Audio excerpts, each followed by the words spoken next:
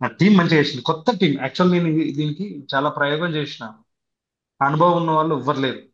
Okay. అంత కొత్త team, complete దాదాపు ఎక్స్పీరియన్స్ ఉన్న వాళ్ళు ఎవ్వరు లేరు. ఇక అంటే మన యూట్యూబ్ లో మన ఫిల్మ్ మేకింగ్ పరంగా ఇది తెలుసు మనకు, కానీ ఒక సినిమా లెవెల్లో ఒక రెడ్ హీలియం పెద్ద కెమెరా తోటి ఈ సెటప్ తోటి ఆ నాకు అది లేదు. దానికి నేను ప్రీ వర్క్, ఈ ఉమ్. స్టోరీ బోర్డ్ వేసుకోవడాలు అవి ఇవి ఇట్లాంటి ప్రాబ్లమ్స్ నాకు వస్తాయి. కాబట్టి ఫస్ట్ నేను నా డివోప్ తోటి కూర్చోవాలి అని చెప్పేసి తనతోటే చాలా కూర్చున్నాం మేము. Okay. Okay. First story story అనేది మనకు డిఓపికి ఫస్ట్, యాక్టర్స్ కంటే ముందు నేను కూర్చున్నది డిఓపి తోటే. ఓకే. ఓకే. ఓకే. ఫస్ట్ కూర్చుంది ఆయనకు నేను అర్థం చేపియాలి స్టోరీని. ఆయన చదివిన అన్న కూడా నేను వినలేదు.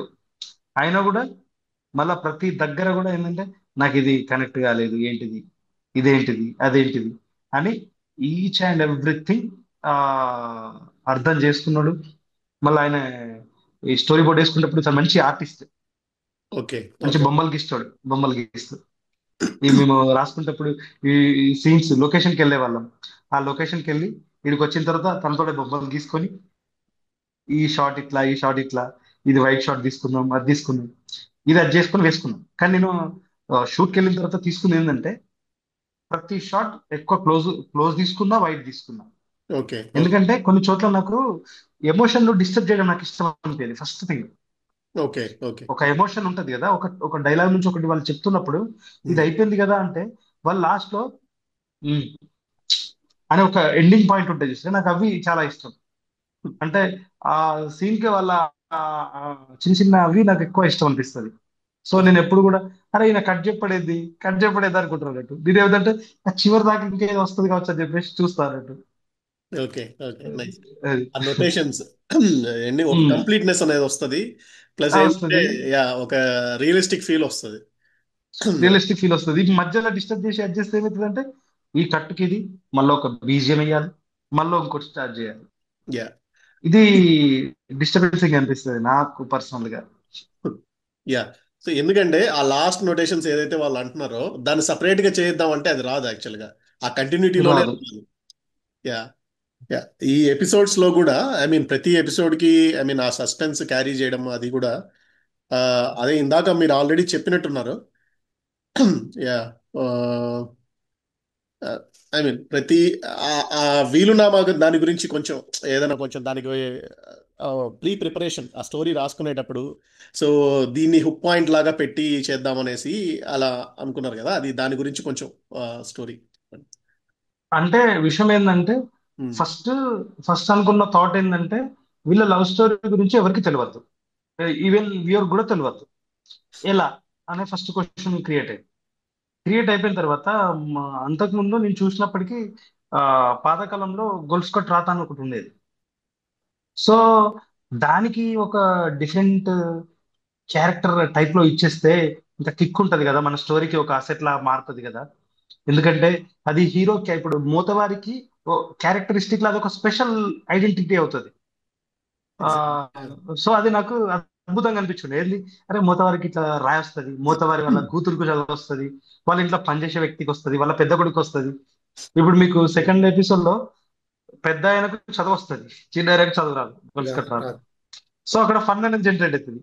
ఆ చిన్న డిఫరెన్సెస్ అనేవి నేను క్లారిటీగా ముందే కొన్ని పెట్టుకున్నాను. అంటే అది కూడా ఫస్ట్ స్టార్టింగ్ లో నాకు రాలేదు. ఆ, కొన్ని క్యారెక్టర్లకే ఫస్ట్ అనుకున్నా. దాని తర్వాత ఒక హై ఇచ్చే మూమెంట్ అది చేసేటప్పుడు మిగతా రెండు క్యారెక్టర్లు కూడా దాన్ని యాడ్ చేసుకున్నాను అన్నట్టు రాసుకునేటప్పుడే. ఆ పవిత్రత అనేది అన్న, ఆ పెద్దావిడ వాళ్ళ మనవడితో ఒక మాట అంటది అన్న, మీ అవని అనుమాని అపార్థం చేసుకోకురా అనేసి ఒక మాట అంటది. అంటే అక్కడే హింట్ ఇచ్చేసింది ఆమె. ఒక పరువు ఇజ్జత్ అనేది ఒకటి ఉన్న దగ్గర అక్కడ అమ్మ అయితుంది, అమ్మమ్మ అయితుంది, ఎవరైనా అమ్మాయి అమ్మాయి అయితుంది, ఎవరైనా ఒక్కటే. వాళ్ళు ఫస్ట్ దానికి రెస్పెక్ట్ చేసుకుంటారు. మేబీ ఈ అమ్మాయి చిల్లి వరుస వస్తుందేమో, ఎట్లా వరుస వస్తుంది నేను లెక్కేసుకున్నా యాక్చువల్గా. ఆ థాట్కి మీరు వెళ్ళిపోయింది నాకు. మీరు ఇది అబ్జర్వ్ చేసిరో లేదు, ఫస్ట్ ఎపిసోడ్ లో మొబైల్లో మీరు ఆ హీరో వస్తారు, హీరో వచ్చినప్పుడు మొబైల్లో నీకు రీల్ పంపించిన చూడు అని చెప్పేసి అంటాడు. ఓకే. అన్నప్పుడు దానిలో పైన టెక్స్ట్ ఉంటది, ఏమో పరిచయం అప్పుడప్పుడు నాకు నువ్వు అన్నలే కనిపిస్తుంది అని. ఒక టెక్స్ట్ ఉంటుంది చూడు అది. ఇక్కడ మేకని ఇంకేమన్నా ఎందుకు గిఫ్ట్ ఇవ్వాలనిపించింది అన్న?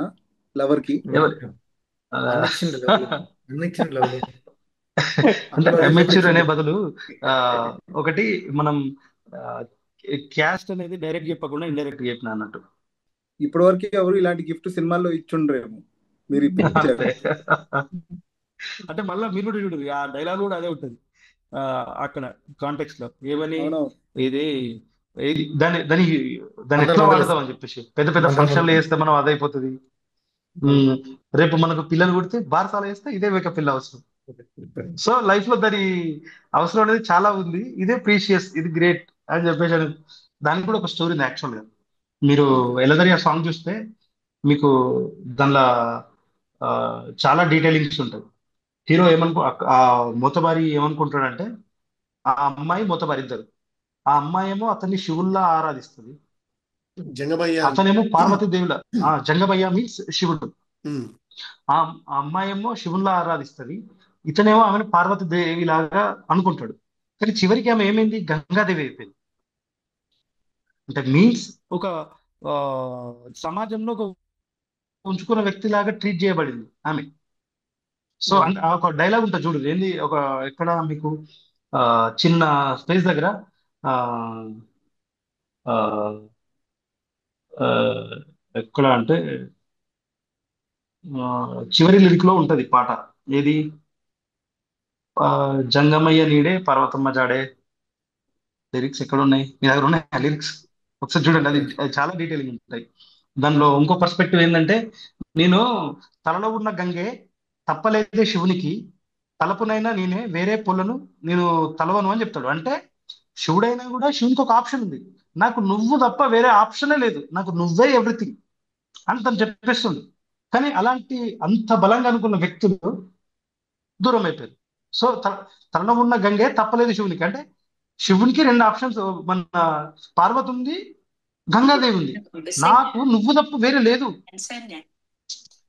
సో అనేది చెప్పడం ఇంటెన్షన్, అంటే నాకు నువ్వే ఎవ్రీథింగ్. కానీ చివరికి ఏమైంది, విధి విధి ఏం చేసింది, మన ఆమెను గంగాదేవి చేసేది. అవును. మళ్ళా ఈ కాంటెక్స్ట్ ఎందుకు తీసుకున్నా అంటే, ఒక వాళ్ళ లవ్కు ఒక పవిత్రత ఆపాదించాలి అంటే వాళ్ళు ఆ రకంగా ఉండాలి, శివుడు పార్వతి టైప్ లో. మీరు ఆ సాంగ్ అప్పుడు కూడా మీరు చూడండి, హీరో అమ్మాయిని చూసినప్పుడు ఇట్లా ఇది వచ్చేసిన తర్వాత నెక్స్ట్ మనోడు ఈ నంది అంటే ఎద్దు మీద ఇట్లా చేయి పెట్టేసి ఇట్లా శూలం టైప్ లో ఇట్లా పెట్టేస్తాడు. అవును. అది ఇండికేషన్, శివుడి టైప్ ఇండికేషన్ మనకి. నేను జస్ట్ మనకు అనుకున్నది. యా యా లేదు. అంటే తనతోని తన ద్వారానే ఒక మంచి డైలాగ్ చెప్పించారన్న మహారాణి గురించి. సో మహారాణి మీరు గురించి, అవును. ఆల్రెడీ ఆ మహారాణి లైన్ ఎలా అవును. రాసుకున్నారు యాక్చువల్ గా. ఆ, అంటే ఇప్పుడు మీరు క్యారెక్టర్ అన్నారు చూసారా, యా అలాంటి క్యారెక్టర్ కు ఇంట్లో అల్లరి పిల్ల చాలా అది ఉంది. ఆ అల్లరి ఎంతవరకు ఉంటుంది ఒక ఆడపిల్లకి జనరల్ గా? తను వాళ్ళ అంటే అబ్బాయికైనా అమ్మాయికైనా పెళ్లి కాక ముందు వరకు ఒక ఫ్రీడమ్ లైఫ్ అనేది ఉంటుంది. పెళ్ళి అయిపోయాక కొన్ని బాధ్యతలు వస్తాయి. ఆ బాధ్యతల్ని ఎలా తీసుకోవాలి ఏంటి అనేది అన్నప్పుడు మనకు జనరల్ గా ఏమంటారు, నన్ను చేసుకోబోయేవాడు నన్ను మహారాణి లెక్క చూడాలి, మహారాణి లెక్క చూడాలి అని అంటారు. మహారాణి అన్న కాంటెక్స్ట్ ఎలా ఉంటది, నన్ను అటు తీసుకెళ్ళాలి ఇటు తీసుకెళ్ళాలి అన్న థాట్ లో ఎక్కువ మంది చెప్తూ ఉంటారు కదా. యాక్చువల్ గా మనం ఈ చరిత్ర చూసుకుంటే ఏంటిది, రాజు గాని రాణి గాని వాళ్ళందరికీ సపర్యలు చేస్తూ ఉంటారు. ఎందుకు అంటే వాళ్ళందరికీ అన్ని సౌకర్యాలు ఉంటాయి. అవి ఎందుకు ఉంటాయి, వాళ్ళు ప్రజాపాలన ప్రాపర్ గా చేస్తారు కాబట్టి, వాళ్ళు ఆరోగ్యంగా ఉంటే ఇంకా రాజ్యం అనేది మంచి సుభిక్షంగా ఉంటది కాబట్టి వాళ్ళకి ఇట్లాంటి స్పెషల్ గా వచ్చేస్తూ ఉంటాయి. అంటే రాజు అనేవాడు కీర్తింపబడుతుండు, అందరినీ ఒక లక్షల మందిని మంచిగా చూసుకుంటుండు కాబట్టి రాజు అనేటువంటి దేవుని లెక్క చేస్తారు. ఇక్కడ మహారాణి కూడా అంతే, అత్తుంటది మాముంటాడు అవి ఉంటది. సో మనల్ని చూసుకోవడం కాదు మహారాణి అంటే, మనం కూడా వాళ్ళని చూసుకోవాలి, అది మహారాణి తత్వం అనేది మనం చెప్పడం ఇంటెన్షన్. అన్న మోతువారి గురించి ఒక క్వశ్చన్ అడగాలన్న. చెప్పు. బొంగులో మోతువారి ఎందుకు బొంగుల ఆ పదం పరశురాములు.